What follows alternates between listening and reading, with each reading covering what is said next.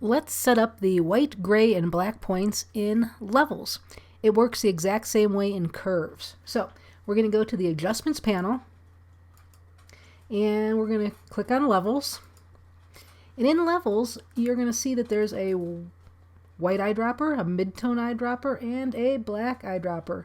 We're going to start with the white eyedropper. Just double-click on it. A dialog box opens up.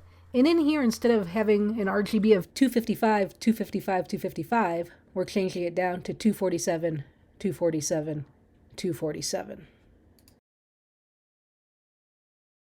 This way, when you set your white point, it's not going to be pure white. It's going to be have a slight tint to it. That is going to give you better print quality down the road, and you'll be laying down ink on an inkjet printer. So sometimes I set it to 250, but 247 is a great place to start. So it's going to ask us if we want to save the new colors as our defaults. Save the new target colors as defaults. We're going to say yes. Now we're going to go to the blacks up to the very top, click, click, and in here we're going to type in 777 for our RGB values. It's going to open up the shadows a little bit. Once again, we're going to say yes. And then our midtones.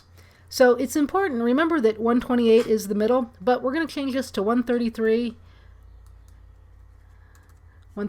and not 333, 133. It's going to brighten up our midtones a little bit. So a lot of times if your prints are looking too dark, by brightening the midtones, it makes things just look better. And that's just a start point. So once again, we're going to say yes to save those defaults.